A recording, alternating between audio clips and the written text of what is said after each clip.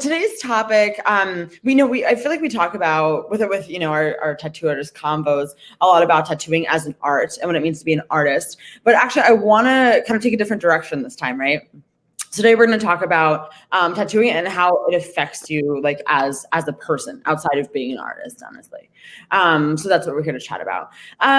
So I guess the first thing I will throw to the room is, can you share any specific moments that an experience with a client or just the idea of tattooing in general, something that was brought out within you, right? So either something emotional or something that, you learned about yourself, or it was an opportunity for growth, something that, it affected you personally. Do we want to go in order of introductions? Yeah, that works. Totally.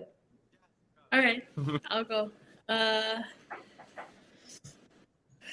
All right, something that was brought out of recently, actually, with one of my most recent pieces, because I got to tattoo today, fortunately. So grateful among all this chaos, we're still able to tattoo. Thank you, right?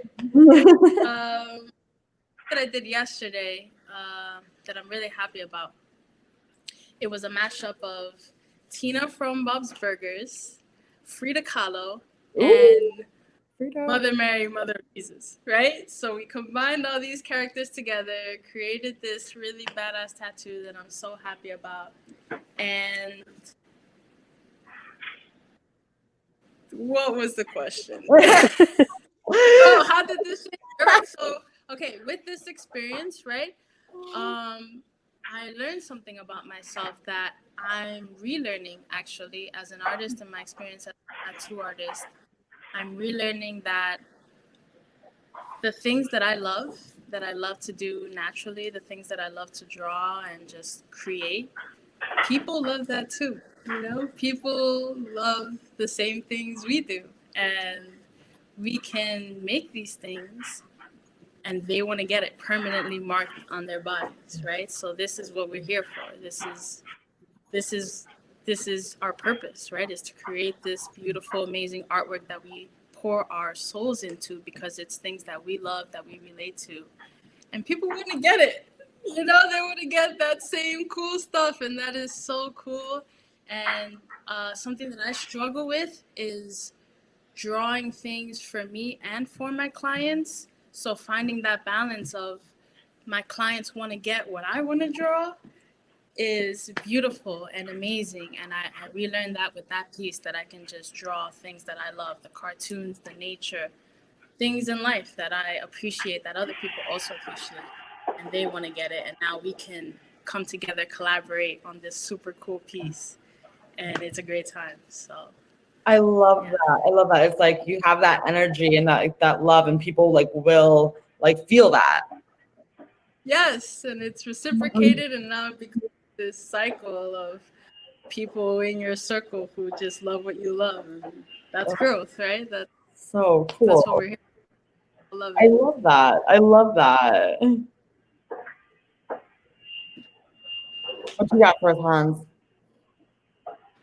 Yeah, talk to us. Yeah. What you got?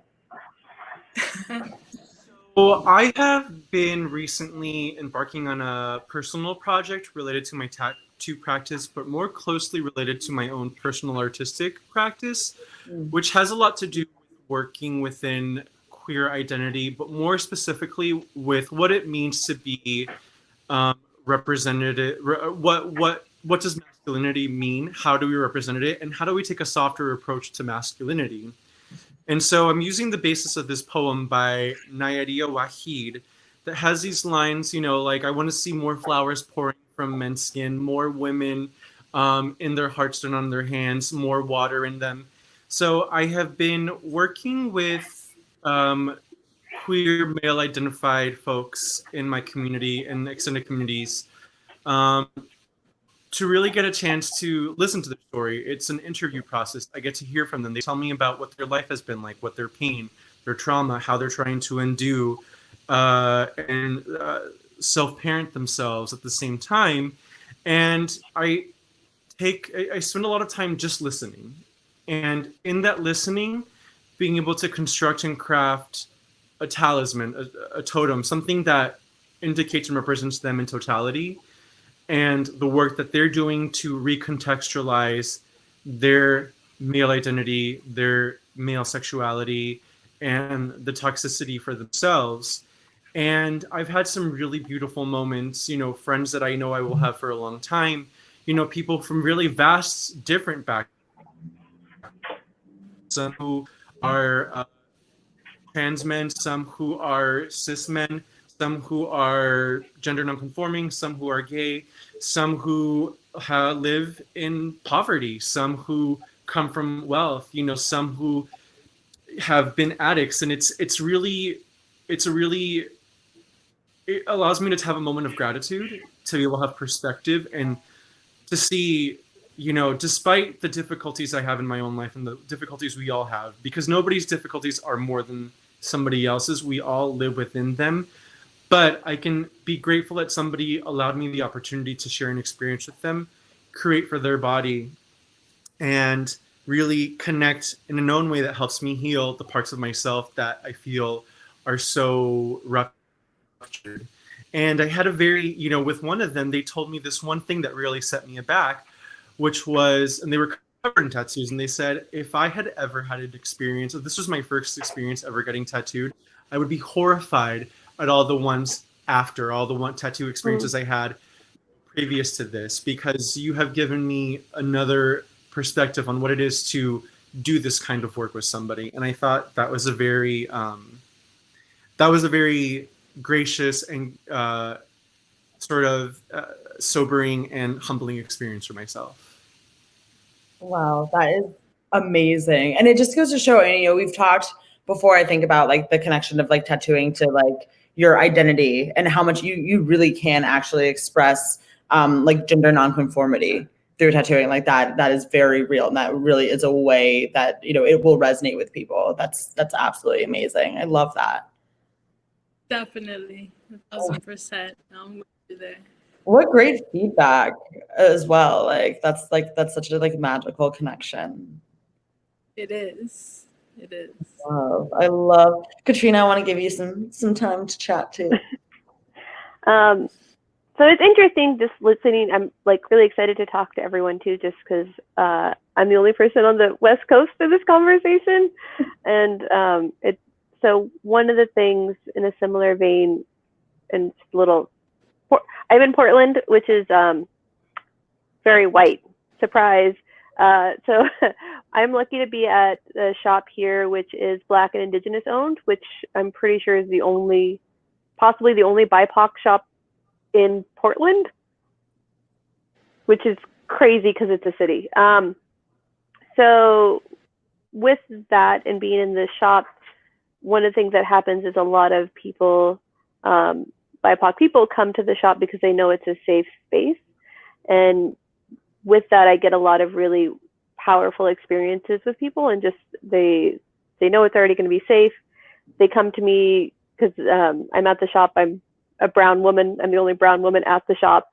So it's that sort of like adds that extra layer. And I've just had, since being there, some really just powerful experiences with people, just hearing about what it is like for them to be in their skin, especially when I'm touching their skin and working with them. And, you know, some things that stand out for me especially is recently having, you know, just not even doing a tattoo about someone's country of origin and their experience of just hate crimes in town, which is, we're a pretty liberal city, but it's also really white. So just listening to them and having them go through that experience and honoring what the tattoo means for them, and just things like that have been, I feel really honored to be where I'm at the shop I'm at, and being able to offer that sort of safety for people to be able to talk about their skin experiences as we're working in their skin.